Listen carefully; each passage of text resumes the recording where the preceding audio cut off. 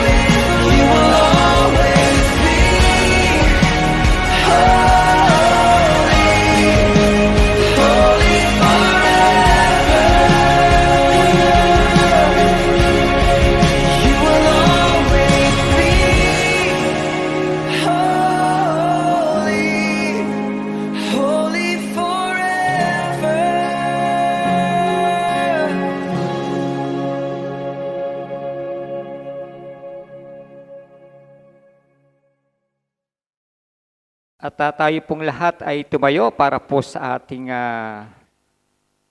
declaration, ng ating pong confession of faith. atin po natin itong iproklama yung katotohanan ng salita ng ating Panginoon Diyos sa patungkol po sa ating mga doktrina. Basahin po natin ito ng sabay-sabay nang meron po pagkaunawa sa mga bagay po na ito.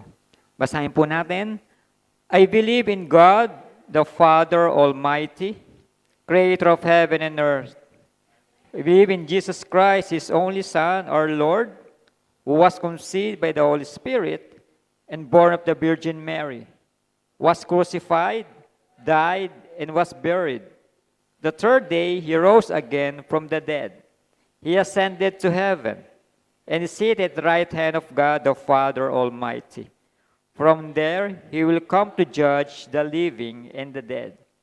I believe in the Holy Spirit, the Holy Universal Church, the communion of saints, the forgiveness of sins, the resurrection of the body, and the life everlasting.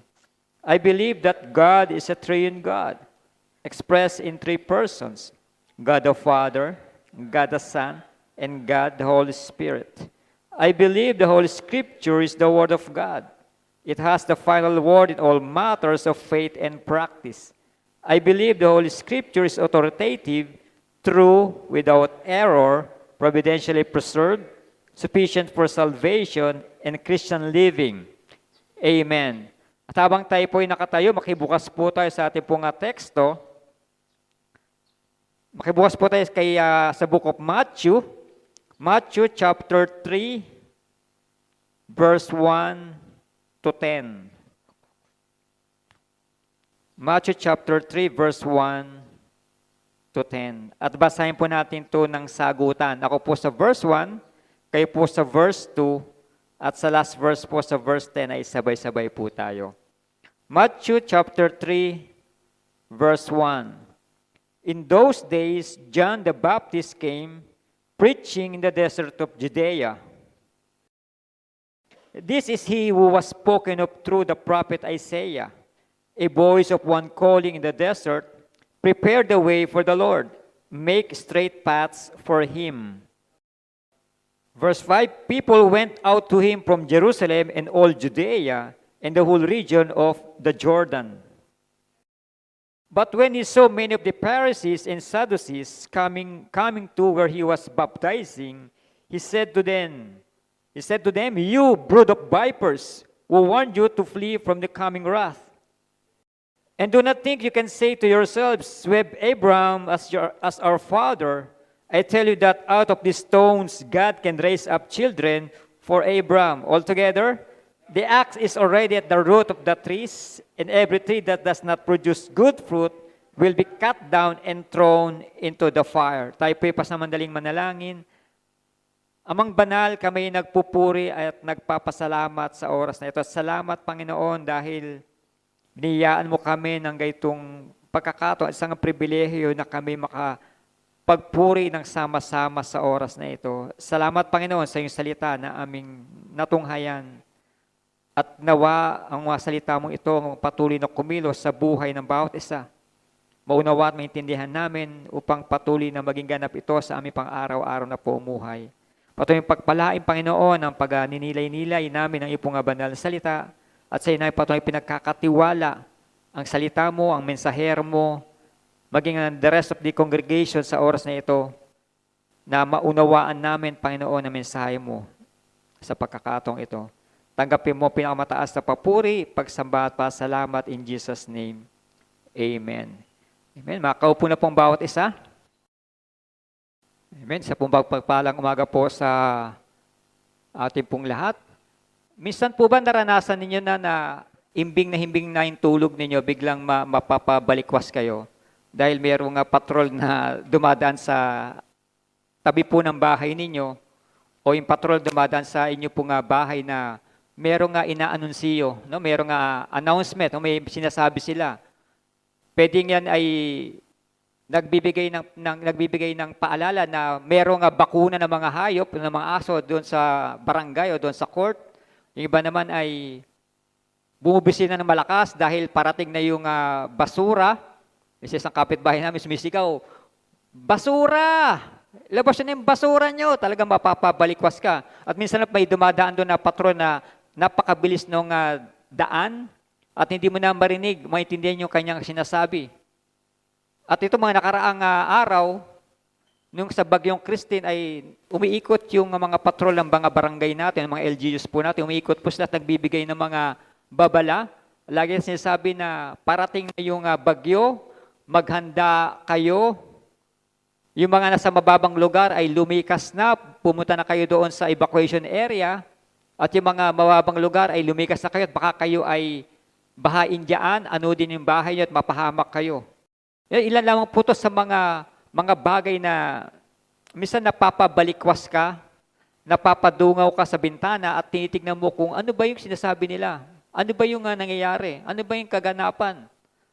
Marami po mga ganyang bagay po na nakita at naranasan po natin. Tayo po ba ay naniniwala doon sa yung mga dumadaan po yan, nagbibigay ng ganong announcement. Tayo ba ay paniniwalaan ba natin? Kung may bagyo nga, sinasabi na mag-evacuate na kayo. Mag-evacuate ba tayo? O mag-evacuate ba kayo? Sinasabi na kayo na sa mababang lugar, lumikas na kayo dyan kasi parating na yung bagyo. Lilikas ba kayo? Pupunta ba kayo doon sa mas mataas na lugar o doon sa evacuation area o mag-i-stay lang kayo doon, i-ignore nyo yung narinig po ninyo yun. Pero sigurado ako kapag kayong basura ang sumigaw po sa inyo pong bahay, sigurado maglalabas po tayo ng mga basura kasi alam natin at nakikita po natin na talagang truck po ng basura yung dumadaan po. At sa ganyan pagkakataon po, ganyan-ganyan din po yung pangyayari din po dito po sa pangangaral po ni Juan Bautista, no, John the Baptist. No, hindi po siya in Baptist na denomination baka sabihin natin si John the Baptist siya yung pasimuno ng mga Baptist sa buong mundo. No? Wala pa pong denomination during that time. Tinawag nga po siyang John the Baptist kasi siya nga po yung unang nagbautismo dito po sa kanila. This about preparing the way of the Lord. Preparing the way of the Lord. Inihahanda itong daan patungo sa ating Panginoong Diyos, sa ating Panginoong Jesucristo. At alam natin na isa lang po ang daan. Walang ibang ating Panginoong Jesucristo patungo sa Diyos Ama. Pero bago pa man po mangaral ang ating Panginoong Jesucristo ay pinangunahan na po ito ng kanyang forerunner na si John the Baptist. Pinsan po ito ng ating Panginoong Jesucristo. Sabi po sa verse 1, in those days, John the Baptist came, dumating na po si Juan Bautista, preaching in the desert of Judea and saying, repent for the kingdom of heaven is near, and this is he who has spoken of through the prophet Isaiah. Ibig sabihin po, si John the Baptist ay meron na pong kaalaman patungkol po dito sa darating na Messiah, sa darating na tagapagligtas ng ating Panginoon Yesu Cristo. Siya nga po ay nanguna na, pinangunahan niya na yung announcement doon sa wilderness, doon sa mga lugar na pupuntahan niya, pinangunahan niya na yung pagpapahayag ng mabuting balita ng kaligtasan. Nabigyan po sa konting background, ito po nga Matthew, before pa lang mag-Matthew, from Malachi to Matthew, ay meron po tayong tinatawag na silent period. Malachi to Matthew. Malachi is the last book of the Old Testament. And from the last book of the Testament, Malachi to Matthew, first book of the New Testament, meron po silang tinatawag na 420 years na silent period. Ano po yung silent period na tinatawag? From that long period of time, 420 ay hindi po nangungusap ang ating Panginoong Diyos. Sa Old Testament, nababasa po natin, maging sa ating pong devotion ngayon o sa itong linggo po na to, pinapakita po din ang pagpapahayag ng ating Panginoong Diyos. Nagpapahayag si Yahweh sa kanyang mga pinili. Nagpapahayag si Yahweh sa kanyang mga propeta upang ipasabi kung anong gusto niyang sabihin sa kanyang bayan. Pero dito po from Malachi to Matthew, Meron pong 400 years na silent period na kahit minsan ay hindi po nagpahayag si Yahweh. Wala pong kapahayagan ng ating Panginoon Diyos. Tahimik po ang ating Panginoon Diyos during that period of time. Imagine 400 years. Ilang taon tayong nasakop ng Kastila? 400 years din. Kung ganun kahaba yung pagsakop sa atin ng mga Kastila at hanggang ngayon ay dala-dala pa rin natin yung mga tradisyon, mga practice ng mga Kastila. Pero sa panahon po nila, ganun kahabang panahon, namuhay po ang mga Israelita, ang mga Hudyo, base sa kanilang gusto. Kung ano gusto nilang gawin, ginagawa na nila. Kasi wala na propeta na nangangaral, wala na propeta na nagpapaliwanag kung ano gusto sabihin ni Yahweh. Kaya namumuhay sila base sa kailang mga preference na tinatawag. Kung sumasamba man sila, base sa kailang preference. Kung sila man ay mga naglilingkod, base sa kailang preference. Wala pong pangungusap ang ating Panginoong Diyos. No? Ngayon, biglang dumating ito si John the Baptist, at ganito na nga po yung kanyang mga sinabi. Siya po ay nangaral. Una-una po yan, siya po ay nangaral.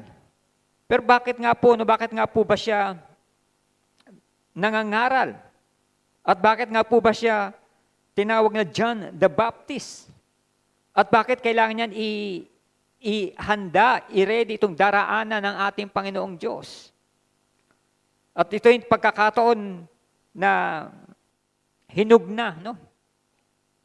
Hinog na po yung bunga, gawa na po yung mga kalsada, gawa na po yung mga institution, gawa na po yung mga titawag na form of government. No, madali na po maipahayag yung mabuting balita ng ating Panginoong Diyos. Dahil ito yung hinog na po sa panahon upang ipangaral yung mabuting balita ng kaligtasan. No? Preparing the way of the Lord. Ngayon, tignan po natin, paano po ba tumutugon itong mga tao pong ito? Paano nila tinugunan itong pangangaral ni John the Baptist doon po sa kailang mga lugar? At kaya nasabi ko nga po kanina, yung mga announcement na dumadaan po sa atin, paano din po natin siya tinutugunan? Kung dumaan yung basura, nilalabas ba natin basura natin? Kapag sinabi ba nila na maghanda kayo kasi may malakas na bagyo, ano gagawin natin? I-ignore lang ba natin? Hindi ba natin tatalian yung bahay natin? Hindi ba natin titignan kung ano yung mga tumutulo sa bahay natin at tagpian na natin habang wala pang ulan? Ako po, kapag umuulan, kapag kami malakas na ulan, una ko agad naisip yung sa likod namin, yung aming alulod. Kapag kami malakas po talaga na ulan, yun ang aking unang project na i-check kung yung alulod niya, yung butas ng alulod na yun ay baka nabarahan na maraming mga dahon. Kasi kapag nabarahan po na maraming dahon, matik po yung pagbuhos ng ulan, nag-overflow po doon sa amin para po kaming may waterfalls po sa loob ng kusina. Okay, yun po yung aking po ginagawa. Pero dito po sa pagkakataon po ito sa pangangaral po ni John the Baptist, paano po ba tumugon yung mga tao? Tinugunan ba ng mga tao yung pangangaral ba ni John the Baptist? Naniwala ba sa kay John the Baptist? O inignore lang po nila? Tingnan po natin, ito po yung una po sa mga talata. This is about the preparation. The preparation, yun yung paghahanda. So, prepare the way for the Lord. Prepare.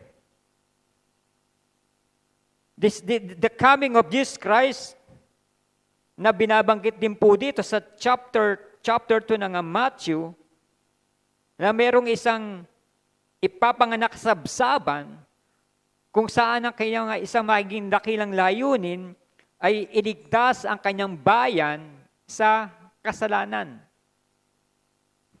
Take note, iligtas ang kanyang bayan sa kasalanan. Sinasabi po dito po sa sa kapanganakan po ng ating Panginoong Hesukristo, siya po'y tatawagin nga Jesus. Na ang kanyang maging layunin ay iligtas ang kanyang bayan sa kasalanan, hindi po sa oppression. Hindi po iligtas ang kanyang bayan dito sa pagmamalupit ng mga Romano. Hindi po yun. Kundi naparito ang ating Panginoon Hesukristo, the coming of our Lord Jesus Christ, the coming of the Messiah, is to save His people from sin. Hindi po from slavery. Hindi po from poverty. Kundi iligtas sa mga kanilang mga kasalanan. Yun po yung thinking ng ibang mga tao na itong pagdating ng Messiah, siya'y kagaya ni Haring David na nakasakay sa karwahing, nasakay sa kabayong puti, na laksa-laksang mga army na sa paligid niya. Na ipagtanggol sila sa pag-aalipin ng mga Romano. Ipagtanggol po talaga sila, ilabanan talaga itong mga Romano, makipag-ispadahan, makipaglaban dito sa mga sundalo ng mga Romano. Hindi po yun ang pakahulugan po ng pagdating po ng tagapagligtas. Kundi nga layunin ng tagapagligtas ay iligtas sila doon sa tiyak na kapahamakan na nagdulot dahil sa kanilang mga kasalanan.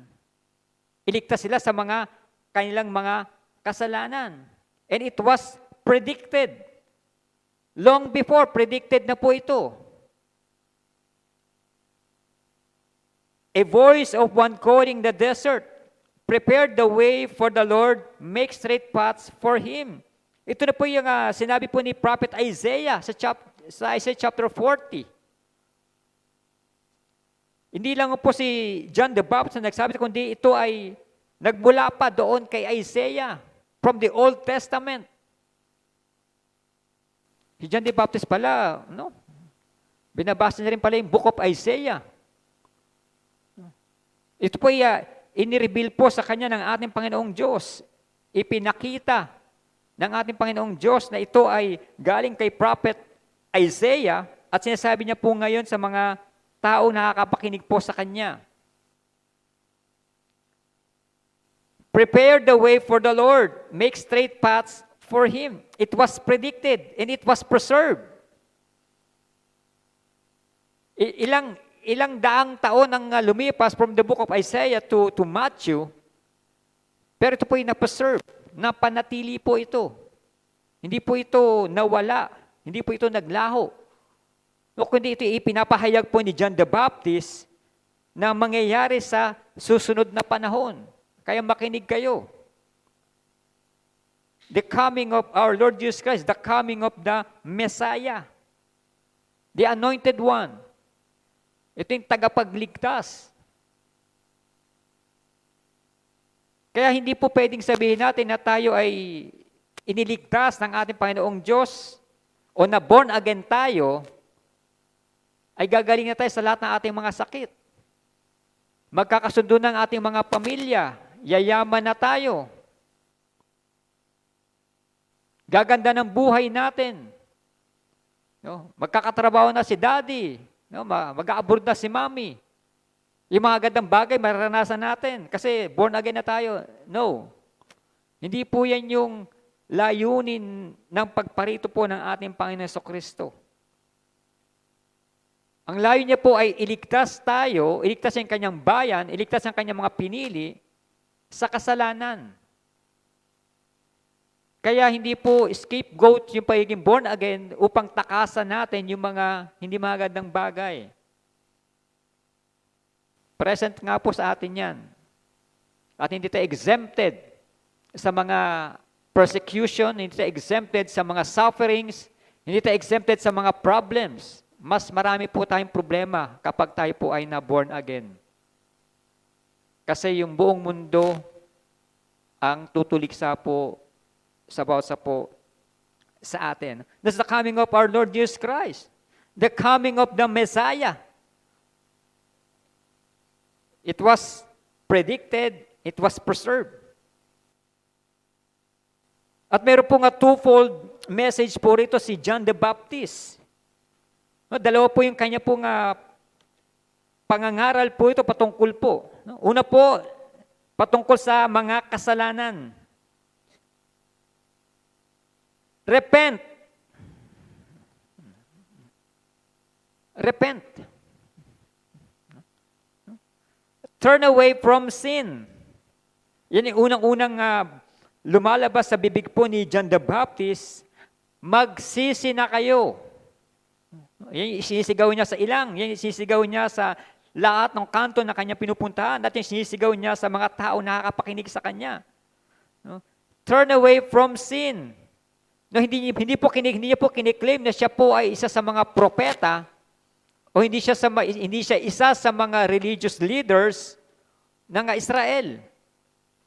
O kundi siya po ay isang tinig na ginagamit ng ating Panginoon Diyos na ipahayag yung mabuting balita ng kaligtasan.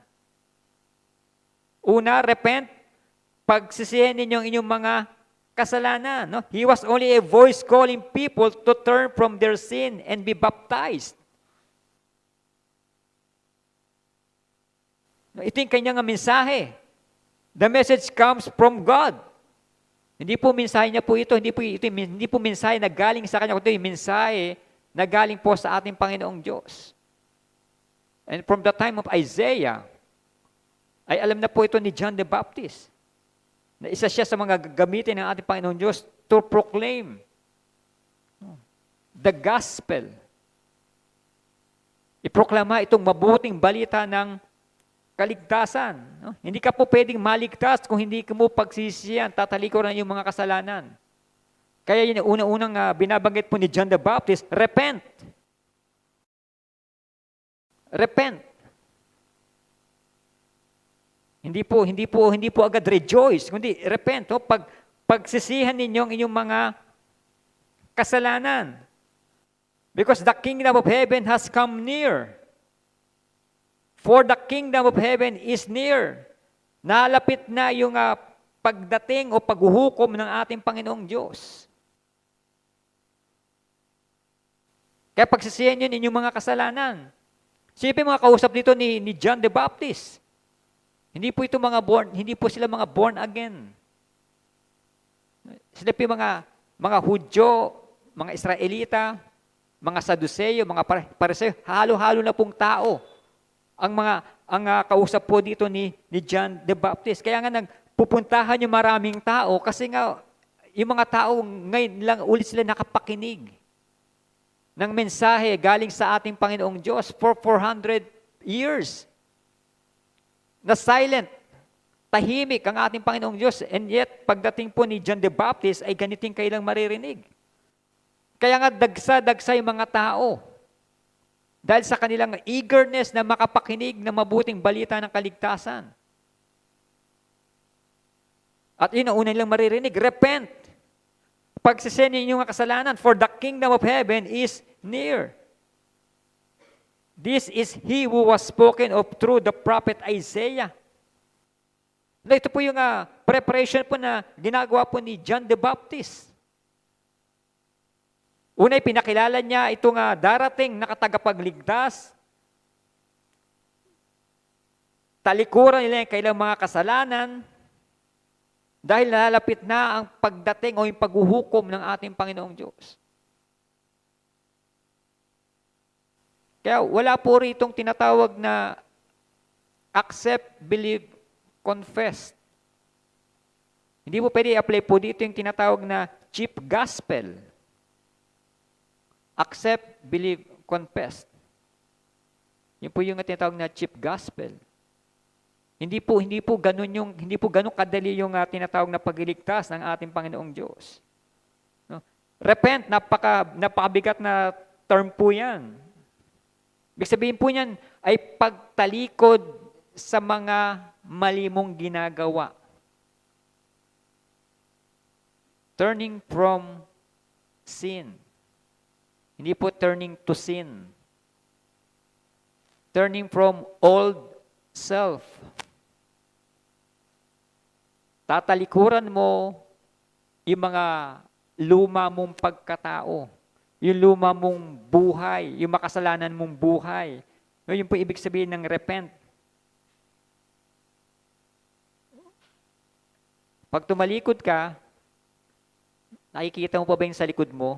Di ba, hindi na. Kaya pag tinilikuran mo yung kasalanan, hindi mo na siya nakikita at hindi mo na siya dapat binabalik-balikan kasi tinalikuran mo ng ano. That's repentance. At meron tayong pagsunod sa ating Panginoong Jesucristo.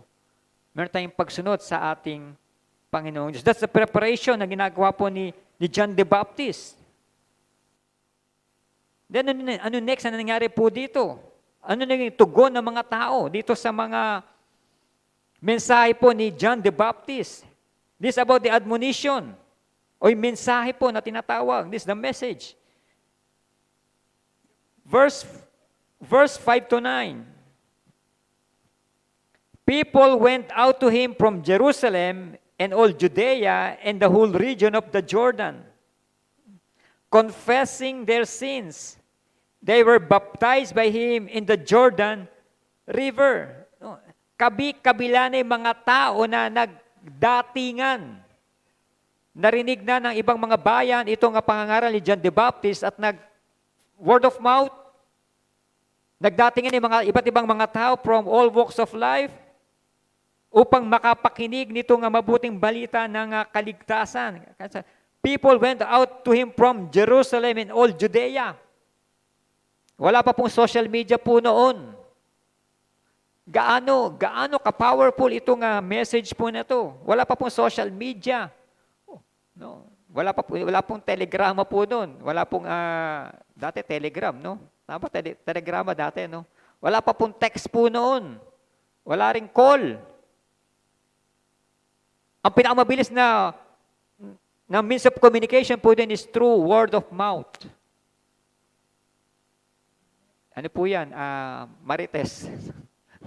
Yun po yung magandang marites kasi mabuting balita yung kanila pong iminamarites. No, kaya napakarami pong tao nagdatingan po doon. Verse 6, confessing their sins. Pagkatapos po lang may confess na kanilang mga kasalanan, na sila po ay binautismuhan. They were baptized by him in the Jordan River. Diretso na po yun. Nung sila po sumampalataya doon sa pinapangaral po ni John the Baptist, na hindi po sila sumampalataya kay John the Baptist, kundi sumampalataya po sila doon sa ipinapangaral ni John the Baptist na yung darating na Mesaya, yung darating na tagapagligtas na si Jesus. Hindi po si John the Baptist ang bida po rito, kundi si Jesus yung ipinapangaral po ni Juan Bautista. This is the admonition. But when he saw many of the Pharisees and Sadducees coming to where he was baptizing, he said to them, "You brood of vipers." Sa Tagalog, ano salin sa Tagalog po niya? You brood of vipers. Kayo mga lahi ng ulupong. Talaga ano po yun ha? Diretso po, sinabi po ni John the Baptist sa mga Pariseo at mga Saduceo na dumadating upang sila ay magpabautismo din. Ang sabi ni John the Baptist, no, kayo mga lahi ng ulupong. Alam ba ng mga Gen Z natin ulupong? No? Ulupong po, ano po yun, makamandag na ahas. No? Kaya pag sinabi sa yung ulupong ka, no, ang pangit po ng dating po nung ikaw ay isang makamandag na ahas. Yung makamandag na ahas po ito po ay nai-colorate po natin doon po sa ginamit din ng dyablo kung saan na-deceive itong sina Eva at Adan. Na kapag sinabi mga vipers o mga ulupong, hindi po maganda po ang pakakahulugan po niyan. Negative po yan. No, kaya wag po kayong papatawag po ng ganyan, no, kasi napakapangit po niyan. At isa rin po yan sa sinasabi po ni John, na dahil ang inyong ama, no, ay hindi ang amang nasa langit, kundi yung amang dyablo. No? Same thing din po yan. No? You brood of vipers, who warned you to flee from the coming wrath. No? This is the admonition. Ano yung mensahe niya dito sa mga the spiritual arrogance of religious leaders? No? The spiritual arrogance of religious leaders, nagdadatingan na yung mga tao at kasama na rin itong mga religious leaders na mga Pariseo at mga Saduceo. Sila po yung mga arroganting mga tao. Sila yung mga arroganting mga quote-unquote lingkod ng Diyos. Sila yung sinasabi lang, sila yung mga tagapanguna ng batas. Sila yung mga tagapamahala ng batas. Sila yung mga tagapagturo ng kautusan ni Moses. Pero sila yung number one na hindi sumusunod sa kautusan. Sila yung mga tao mapagpaimbabaw na tinatawag. Mga hypocrite na tinatawag ng ating Panginoong Jesucristo. The spiritual arrogance of religious leaders, and yet sila ay darating, pupunta doon sa Jordan River at magpabautismo kay Juan Bautista. Kaya inuunahan na po sila ni Juan Bautista. Kayo mga lahi ng ulupong. Akala niyo ba makakaligtas kayo? No? Dito sa paghuhukom ng ating Panginoong Diyos, no? Nagkakamali kayo. Hindi ito, no? Hindi ito mga bagay na ginagawa niyo makakapagligtas sa inyo. Hindi lamang sa pagpapabautismo kayo maliligtas. Dahil ligtas ka na, kaya ka magpapabautismo. The spiritual arrogance of religious leaders, the Pharisees and the Sadducees, na sila yung mga taong nagpapahirap sa taong bayan. Sa dami ng mga kautusan na ini-impose nila, sa dami ng mga traditions na i-impose nila, mas lalong nabibigatan ang taong bayan. Napakadami pong tradisyon, napakadami pong mga kautusan. There are more than 600 laws na ipinapataw po sa taong bayan. Kasama na po dyan yung kailangan mo maghugas ng kamay bago ka kumain. Kaya nga sinisita nila si Jesus, bakit yung mga alagad mo? Hindi man lang naghuhugas bago kumain. Kumakain agad, hindi man lang naghuhugas ng kamay. Kasama po yun sa kailang tradisyon po yun. No? Kasama sa kautusan po nila yun. Dahil ito nga mga arrogante, itong mga religious leaders na ito, kaya inuuna na po sila ni John the Baptist, kayong mga lahi ng ulupong. Akala niyo ba makakaligtas kayo sa mga bagay na ginagawa ninyo? Hindi po ibig sabihin na tayo ay mga taong simbahan. Hindi rin po ibig sabihin na tayo ay laging nasa mga fellowship. Hindi po ibig sabihin na tayo po ay laging nasa gawain ng ating Panginoong Diyos. Tayo po ay ligtas na. Baka bumalik sa atin itong sinasabi ni John the Baptist, na you brood of vipers. Sinasabi niya yung mga bagay na dapat naming gawin, pero hindi yun man ginagawa ang mga bagay na ito. You brood of vipers. This is spiritual arrogance of religious leaders. Kasi tignan din po natin ating mga sarili, baka tayo ay ihambing din dito sa mga religious leaders po na ito. Na hindi tama ang ating puso sa pagsamba, paglilingkod sa ating Panginoong Diyos. Ang kailangan layunin ay magpabautismo dito kay Juan Bautista para ipakita sa mga tao na sila ay sumusunod sa kautusan.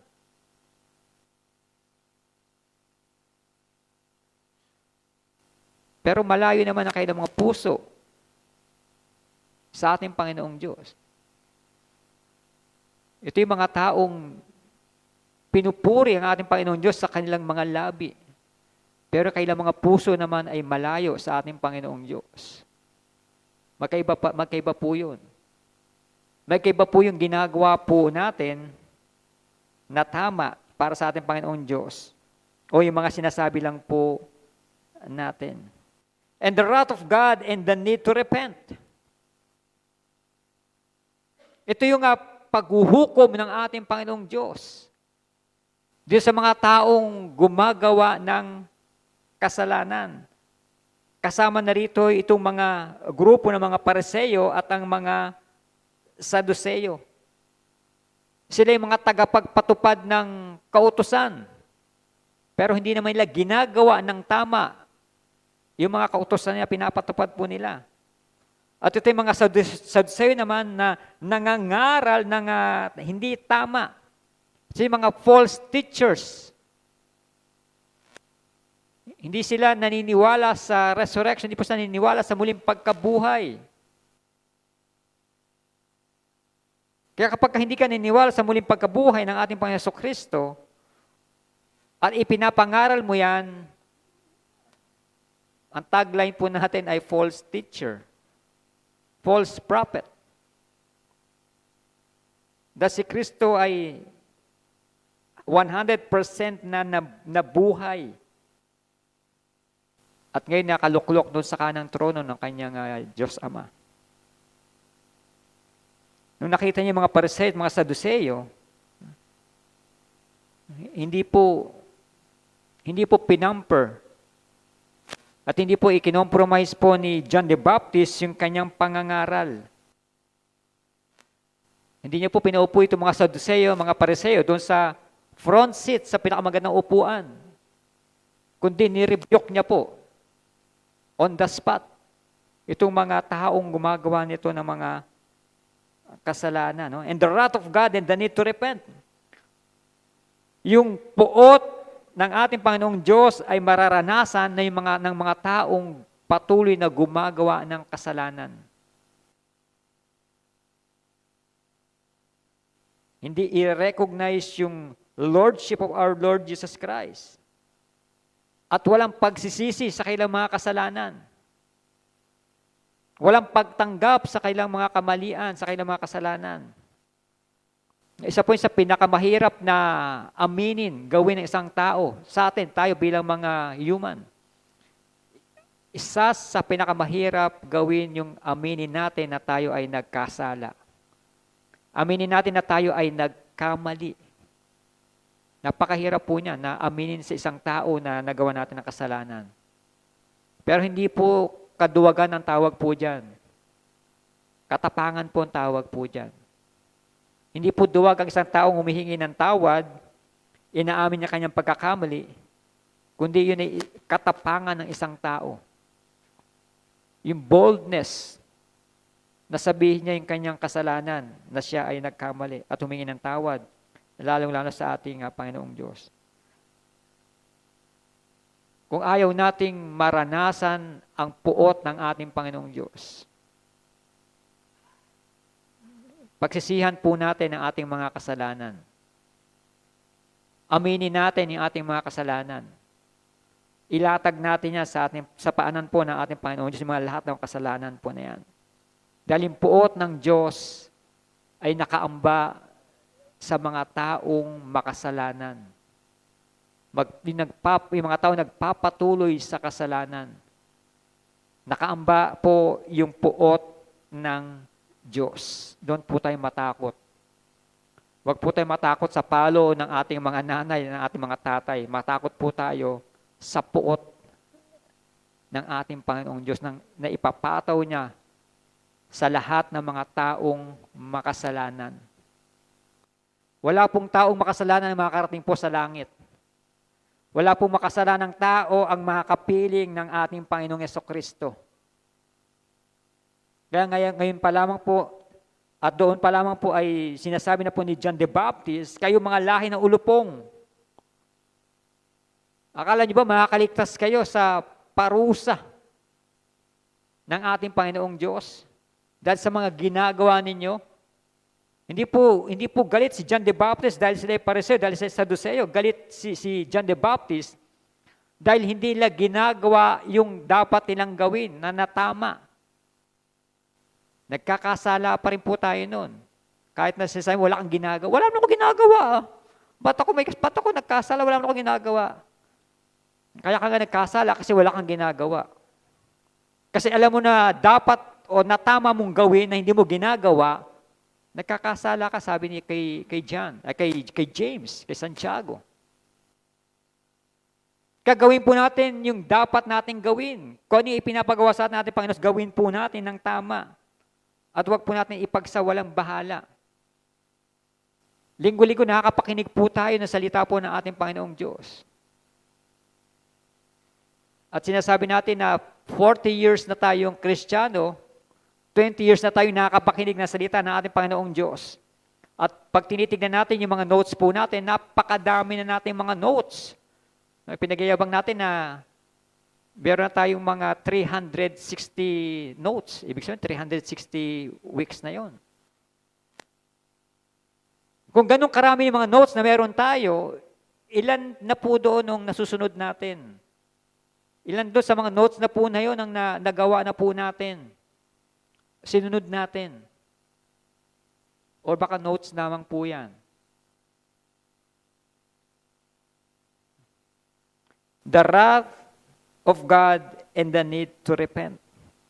Kailangan po natin pagsisihan, idulog sa ating Panginoong Diyos yung mga kasalanan po na yan.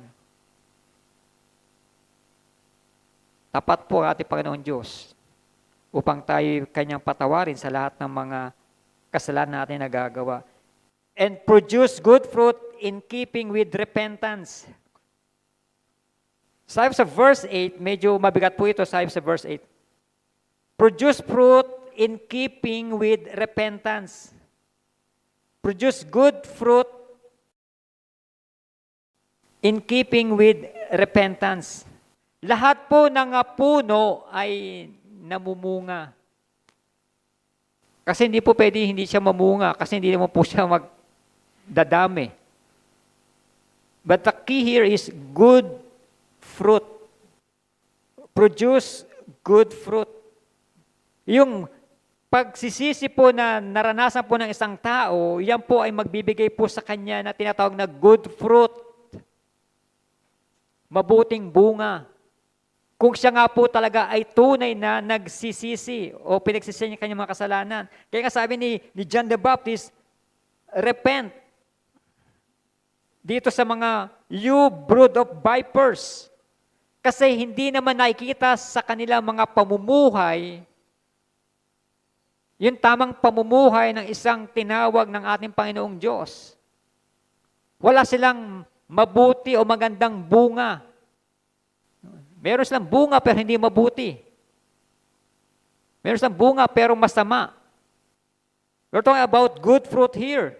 Produce good fruit in keeping with repentance.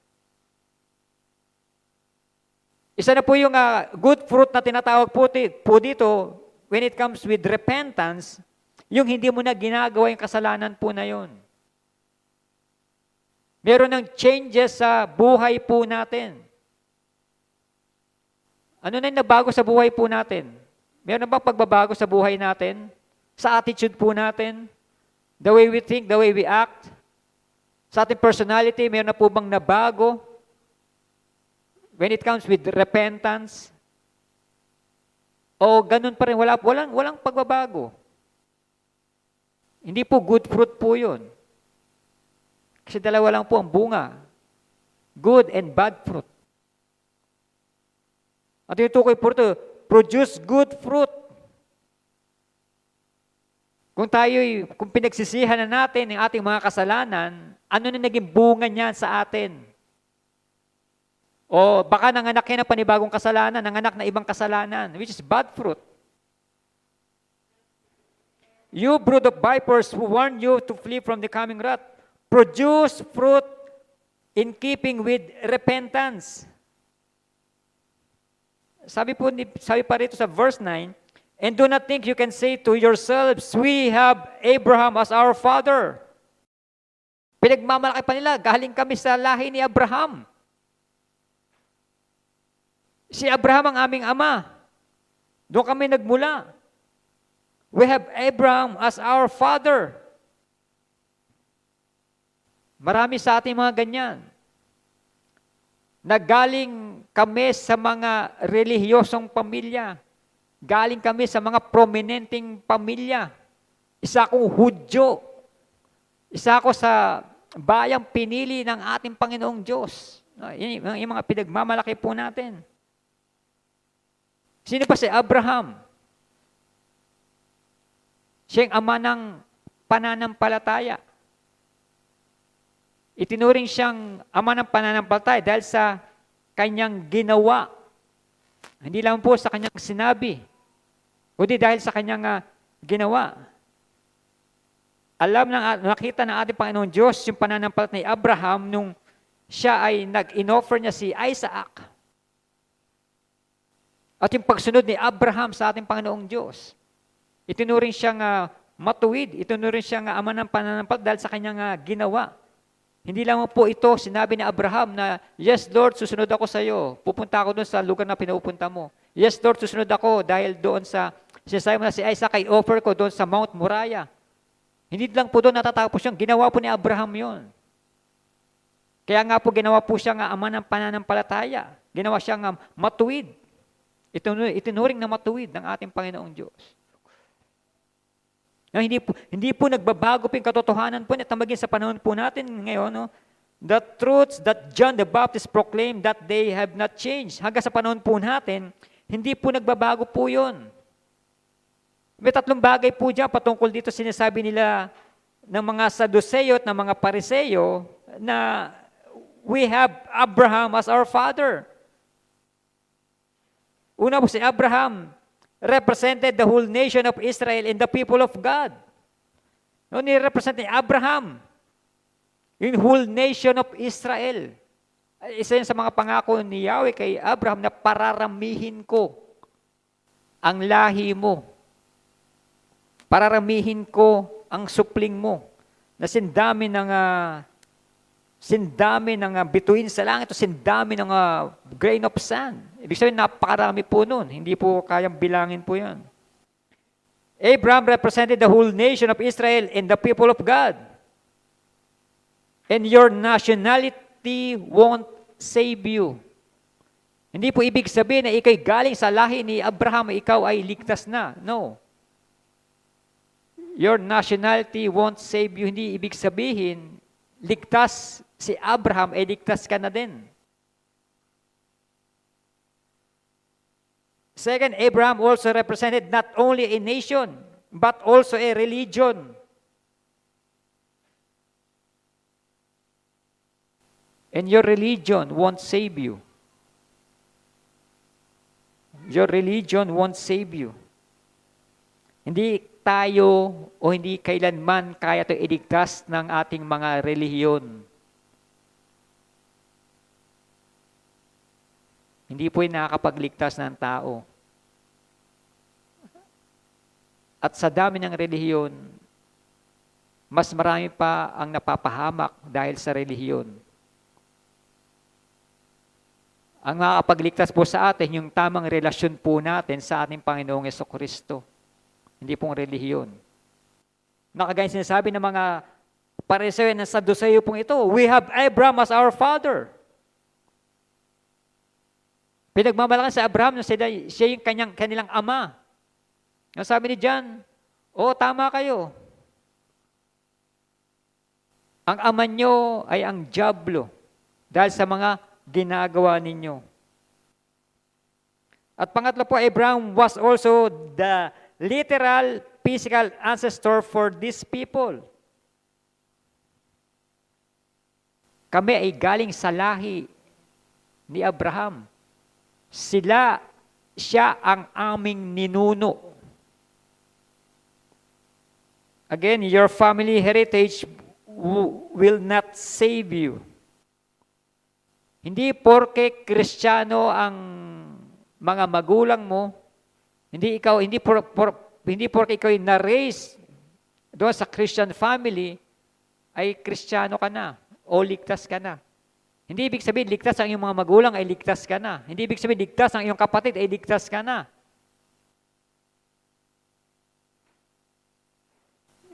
Hindi po na-inherit o naipapasa ang kaligtasan. Yan po ay personal na ibinibigay po yan ng ating Panginoong Diyos. Personal na ibinibigay. This free gift of salvation ay personal na ibinibigay po ng ating Panginoong Jesucristo. Hindi po yan transferable. Hindi po yan porke ligtas ang mga magulang mo, ligtas ka. Hindi porke sila Kristiyano na, ay Kristiyano ka na rin. Oh, nagkakamali po tayo. At nagkakamali itong mga Pariseo at mga Saduceo pong ito na ipinagmamalaki nila. Kaya sabi ni John the Baptist, I tell you that out of these stones, God can raise up children for Abraham. Hindi sa mga katauhan ninyo na kayo mga mandarambong na tinatawag, mandaraya, mga hypocrite.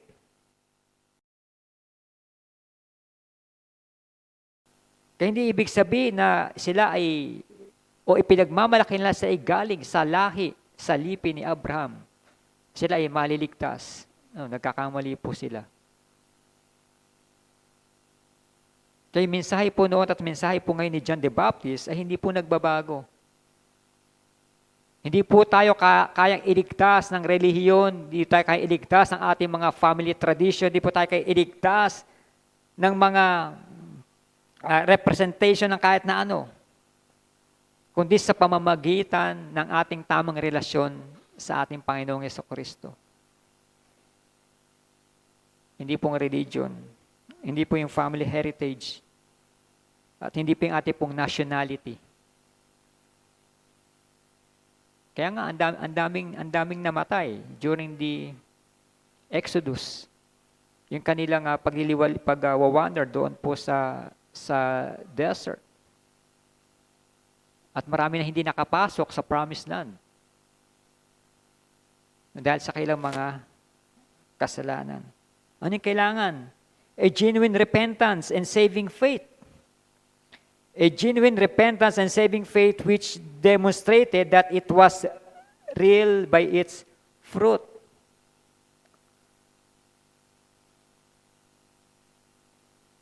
Genuine repentance and saving faith na nakikita doon sa pamamagitan ng mga bunga po natin, yung mga mabubuting bunga. Ano yung mabubuting bunga po na alam po natin? Of course, fruit of the Holy Spirit. Ilan po yun sa fruit of the Holy Spirit ang meron po tayong bunga? Good fruit po yun. Kaya ang unang-una po doon, love. Sunod, joy. Kung may joy ka, kung may love ka, may joy ka. Kung may joy ka, meron kang peace. Long suffering, perseverance, patience. 9 na mga fruit. Ilan po meron po tayo doon? Okay, wag po natin ipagmamalaki, wag po natin ipagyayabang yung mga bagay na hindi naman dapat nating ipagyabang. Sa verse 10, he then concludes with a common idiom of a tree symbolizing people. This is the summary and the conclusion sa verse 10. This is the summary and conclusion.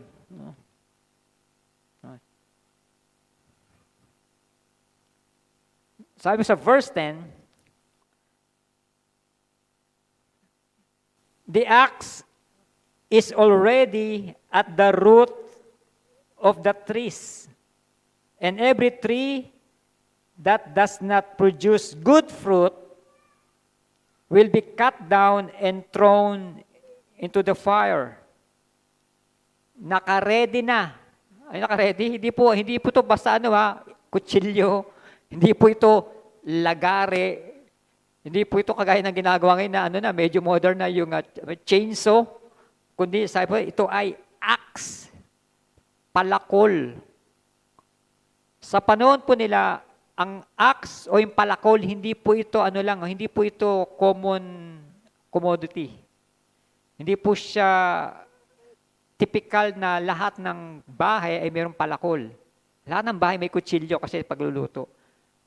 Very rare commodity po itong palakol po. Dahil ito ginagamit lamang po talaga para sa pagpuputol ng punong kahoy, pagsisibak ng mga malaking troso. Pero primary purpose po niyan ay magputol, pumutol o magtumba ng isang punong kahoy. Kaya napaka-importante po nung palakol po sa panahon po nila. Then, the axe is already at the root of the trees. nakahanda na at nakaamba na. Itong palakol doon sa at the root doon po sa ugat ng mga puno. The root of the trees. Nakaamba na po yan. No? Nakaamba na. No? Nakaamba na po siya. Ito ay pwedeng preservation or destruction. Preservation or destruction. Nakaamba. Ano sabi ni John the Baptist dito sa mga brood of vipers? You, brood of vipers, akala niyo ba kayo ay makakaligtas dito sa paghuhukom ng ating Panginoong Diyos? At doon sa unang pangangaral niya, repent, for the kingdom of heaven is near. Kung pagsisihan mo ang iyong mga kasalanan, i-spare yan. Pero, kung ikay magpapatuloy doon sa kasalanan, destruction o puputulin yung ugat po na yan. This is not about pruning. Hindi po ito pruning. Iba po yung pruning.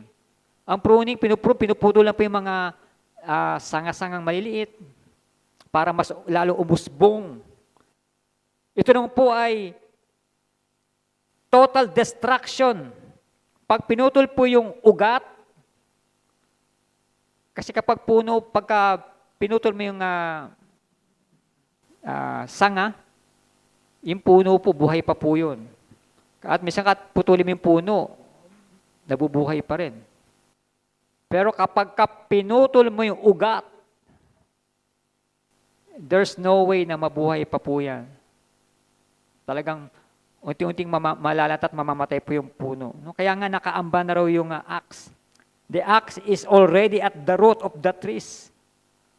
Itong isang root, isang ugat na napakadaming puno, na napakadaming yung puno, nag-represent po yan sa symbolizing people. Yung mga attitude ng mga tao, yung kanilang mga behavior, bad character, nakahanda na pong putulin po yan ng ating Panginoong Diyos. Kung hindi mo tatalikuran yung mga, hindi pagsisiyan, yung mga kasalanan, no? The axe and the trees. The axe and the trees. This is the picture of destruction. Kung nakaamba na sa atin itong palakol ng ating Panginoong Diyos at handa ng putulin, handa ng i-destroy itong puno, handa i-destroy itong mga bad character natin, handa i-destroy itong mga bagay na hindi maganda sa atin. Unless we repent, may spare po tayo dyan. Pero kung magpapatuloy po tayo doon sa kasalanan, magpapatuloy po tayo doon sa mga bagay na dapat nating ginagawa na tama, na prescribe na salita ng ating Panginoong Diyos at hindi naman natin ginagawa, nakaamba na po itong palakol ng ating Panginoong Diyos and ready to strike the trees. Lahat po ng mga punong wala na pong ugat o putol ang ugat, siya po ay unti-unti namamatay. Unti-unti na po siyang malulusaw. And the destruction to those bear not good fruit. The destruction to those bear not good fruit. Kahit ikaw ay namumunga, pero ang bunga mo naman po ay bad fruit, subject for destruction pa rin po yan, yung puno po na yan. Dahil wala siyang pakinabang. Kaya yung puno po sa amin, kung mga iba po nakakadaan sa harap ng bahay namin, may 2 puno po sa gilid po namin. Ano po yun? Pares langka. Sabi ko nga, gusto ko nang putulin to eh. Alam mo bakit gusto kong putulin? Wala naman kasing bunga. Hindi naman namumunga. Ang trabaho niya, although nakapagbigay siya ng lilim, Pero mas marami yung mga bagsak na dahon, kaya lagi sobrang kalat po doon, kahit maya-maya ka magwalis. Napakakalat, napakadaming dahon, madahon pala ang langka. Yung dahon niya makalat. Kasi gusto ko na siyang putulin talaga kasi wala namang bunga. Sa salitang kanto, walang pakinabang. Same thing dito po sa binabanggit po ito ni John the Baptist. The destruction to those bear not good fruit. Kung hindi naman namumunga ng mabuti yung puno na yan, mas mabuti pa yung putulin at gamitin panggatong, pinakinabangan pa. Sa atin bilang mga buhay Kristiyano, kung tayo po ay hindi rin namumunga ng tama, sabi ni Fernando po Jr., dapat na tayong kalusin. Sumusobra ka na, dapat ka nang kalusin. Dapat na tayong kalusin. Dapat na tayong sunugin kung hindi naman tayo namumunga ng tama. At kung wala naman talaga tayong bunga sa ating Christian life. Kaya napaka-importante pala yung good fruit, yung mabuting bunga sa pagiging Kristiyano. Hindi lang po yung mabuting bunga pinag-uusapan dito na ikaw ay makaakay ng isang kaluluwa. Hindi lang po yun. Kasi yun ang thinking po natin lagi. Na namumunga yung isang tao kapag ikay marami inaakay. At gano'n naman tayo kasiguradong manaakay mo na yun, yung mga tunay na Kristiyano din yan. Yung good fruit po na tinatawag po rito, una po yung tamang pagsisisi sa mga kasalanan, at yung meron pong tinatawag na pagbabago sa iyong buhay. Ngayon ikaw ay Kristiyano na, sinasabi mo ikaw ay born again na, meron na mga changes sa buhay mo. Kung dating marites ka, hindi ka na marites ngayon. Marisol na lang. Diba? Ganun din, parang sulsul. Kung dati araw-araw ko nagmamarites, ngayon ano ka na lang, once a week, nakiki-update ka na lang. Kung dati sobra kang marisol, ngayon hindi ka na marisol, ano ka na lang, konti-konti na lang, konti-konti lang, sabi. Kung dati yung mabubulaklak ang salita mo na puro puto kutsinta, no? Ngayon, napipigilan mo yung sarili mo. Konti na lang. Kung dati nakakaisang kaha ka ng sigarilyo, isang kaha po isang kailan ba yun? 20 pieces yun. Sa loob ng isang araw, ngayon, ano na lang? Pastor, apat na sticks na lang. Praise God, at may changes, may good fruit. Dati kung isang red horse, ano ba tawag doon? Mucho. Ba't alam nyo? Dati isang mucho ka ng red horse. Ngayon, ano lang, San Miglite na lang, pastor. Di ba? May changes. At wag po natin i-condemn yung mga taong nag-strive. Pinaglalabanan yung kanyang kasalanan. Baka minsan may nakita tayo mga kapatid natin na naninigarilyo, kinokondemn agad natin. Pero hindi pala natin alam, from isang kaha pala yun, ngayon, isang stick na lang sa isang araw. Dapat ba may makita tayo, pastor, nakita ko umiinom sa kailang bahay. Yeah. Di pa natin alam na struggle niya pala yun, pinaglalabanan niya yung kasalanan po na yun. No, hindi lang po matatawag na good fruit yung nakakaakay tayo, nakakapag-invite tayo ng ibang mga kaluluwa. Hindi lang po doon yun. Una, magsimula po yan sa ating mga sarili. Kaya nga meron tayong tinatawag na confession sa ating Panginoon Diyos araw-araw. Dahil tayo po'y lagi nagkakasala, kaya humihingi tayo lagi ng tawad sa ating Panginoong Diyos. At meron din tayong pagpupursige na talikuran, totally tuldukan yung mga kasalanan na yon at mamuhay ng may kabanalan. Kaya ano na po yung pagbabago sa buhay po natin? Ano na yung mga bagay na binago na natin, intentional, na binago natin sa ating mga sarili? Meron na po ba? O baka wala pa rin? Kapag wala pa rin po, baka mahalin tulad tayo dito sa mga Saduceo at mga Pariseo. Na napakabanal po natin pagkadating ng Sunday, napakabanal natin kapag during fellowship, pero pagdating natin sa bahay, pagdating sa trabaho, pagdating sa community, iba. That's hypocrite na tinatawag. And the destruction to those bear not good fruit. Mag-ingat po tayo dyan. May kilala po natin ang isang puno sa pamagitan ng kanyang bunga. May kilala po natin ang isang puno kung siya po ay mabuti o masama dahil din sa kanyang bunga. May kilala din natin ating isang Kristiyano, ang isang tao, kung siya ay namumunga ng maganda. Kung may pagbabago sa kanyang buhay. Mahirap. Mahirap baguhin ng isang bagay na nakagisnan mo o nakaugalian mo. Pero iba na po tayo ngayon. Hindi na po tayo kagaya natin dati. Ibang nilalang na po tayo. Mga ano na po tayo. Hindi po tayo alien, no? Ibang nilalang na po tayo, mga bagong nilalang. Dahil ang kasama na po natin ay ang ating Panginoong Hesukristo. Dapat siya po ang nakikita po sa atin, hindi na po tayo.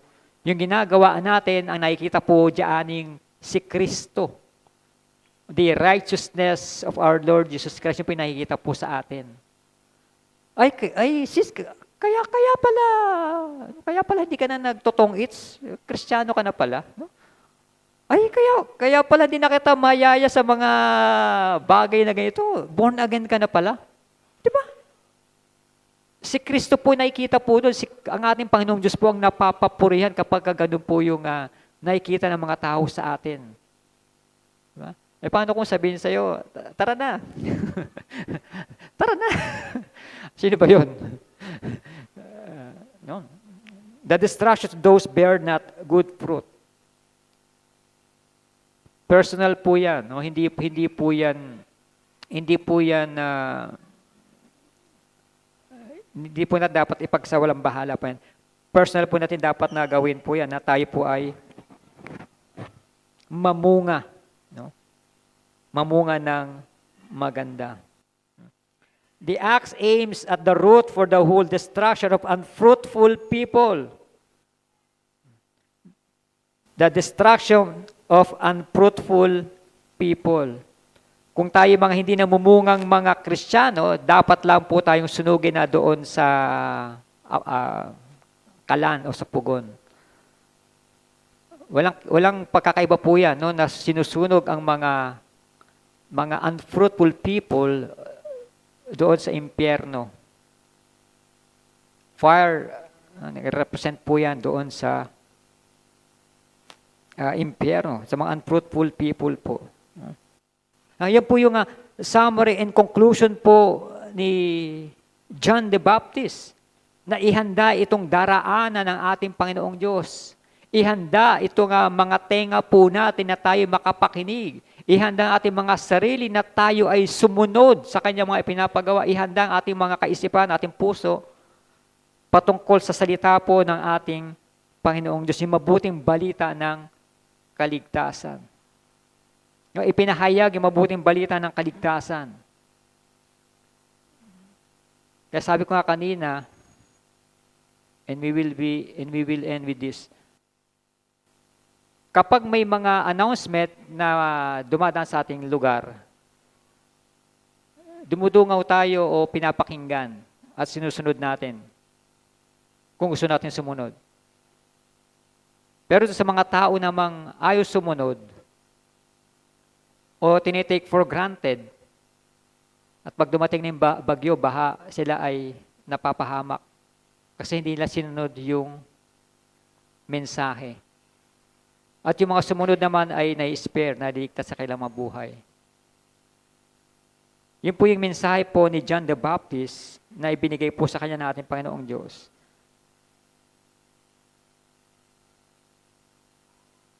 Kung gusto mong ma-spare ang iyong buhay, kung gusto mong sumunod,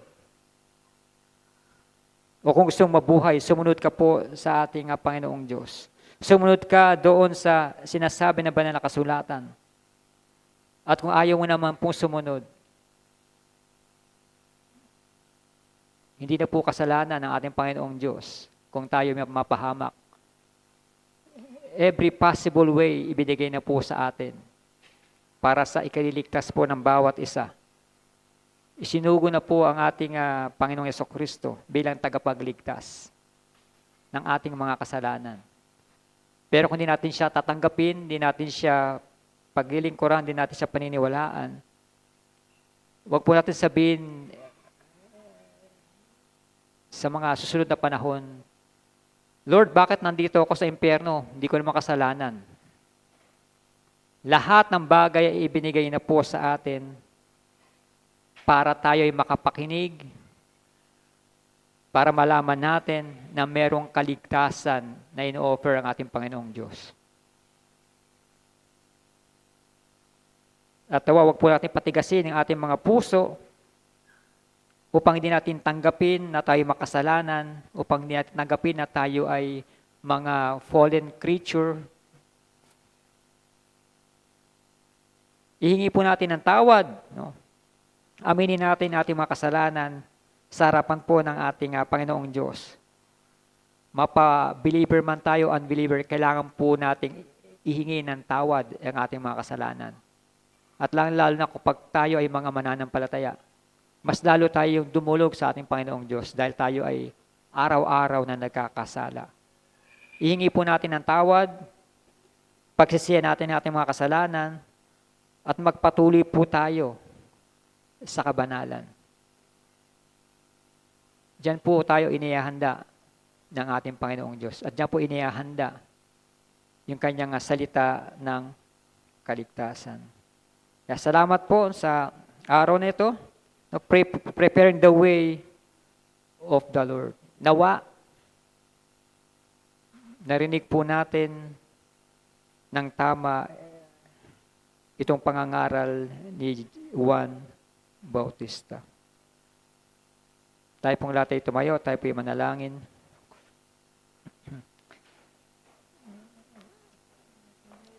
Salamat, Panginoong Diyos, sa oras na ito.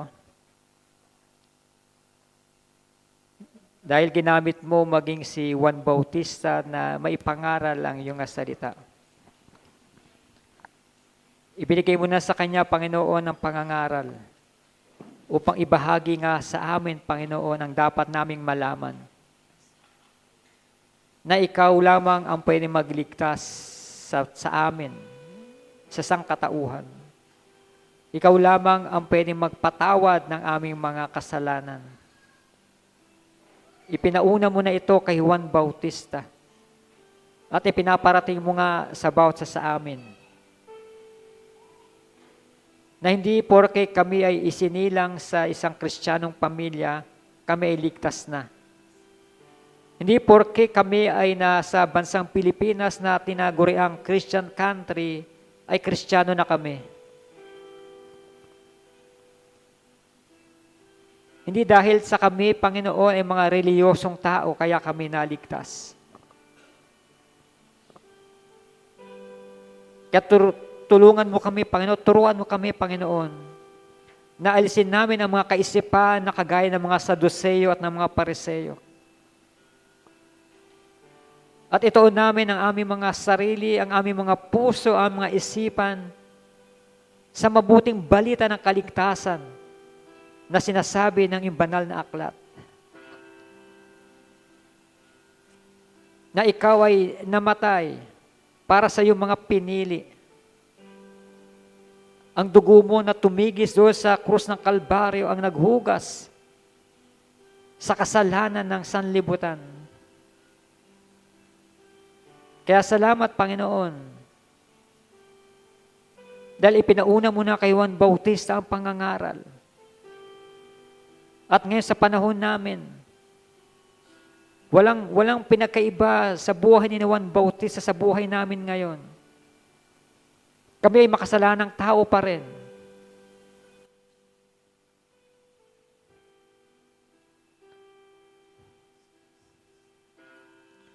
Makasalanang tao na nangangailangan ng iyong habag at biyaya.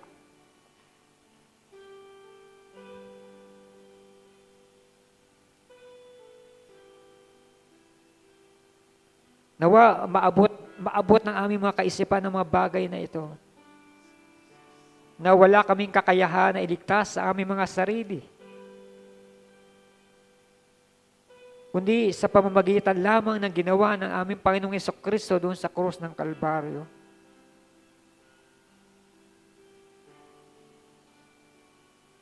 Nawa marinig namin, Panginoon, maunawaan namin ang mabuting balita ng kaligtasang ito. Na araw-araw ay humingi kami ng kapatawaran.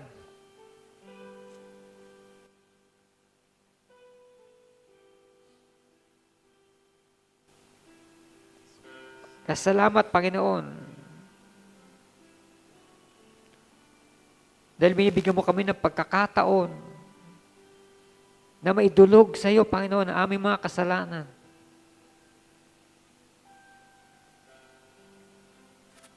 Matanggap namin sa aming mga sarili na kami ay mga mahinang tao na nangangailangan ng kapatawaran na nagmumula sa iyo. Hindi dahil kami mga ligtas na ay hindi na kami hingi ng kapatawaran. Nawa namin, Panginoon. Mas lalo kami humingi ng tawad at makita namin kung gaano kami makasalanan dahil kami iyong iniligtas na.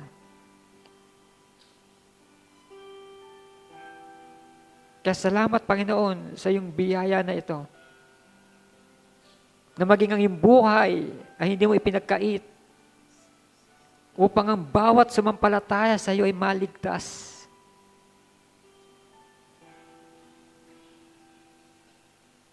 Kaya salamat, Panginoon.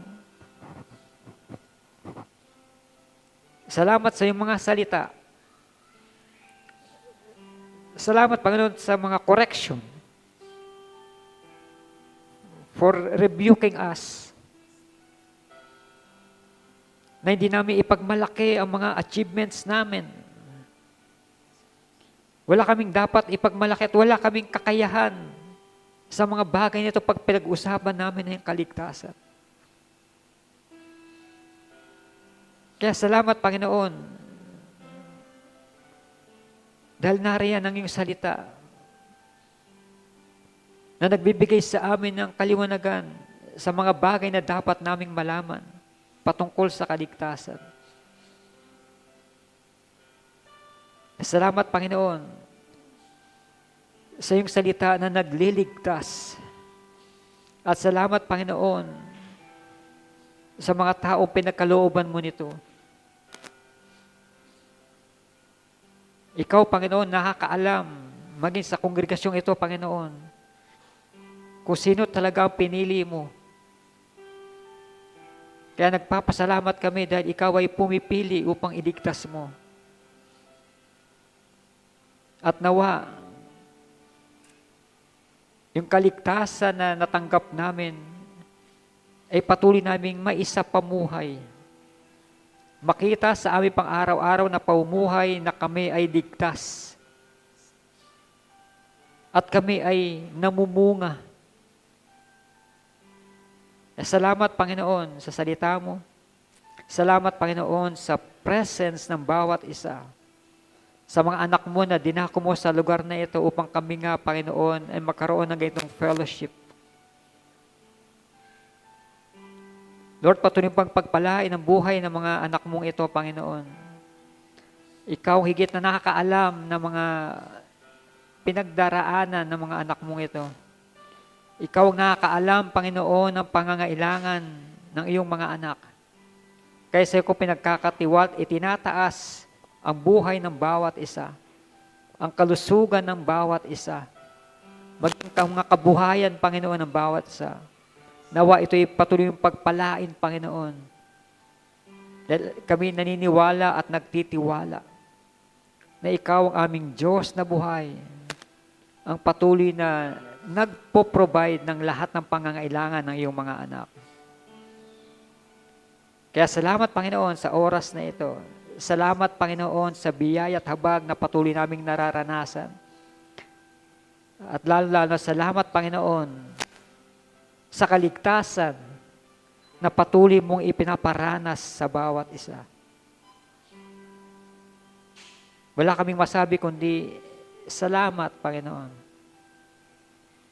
Ano man ang aming maranasan sa buhay, ano man ang mangyari sa amin, alam namin at kami nagtitiwala na Ikaw ay mananatiling tapat sa bawat isa.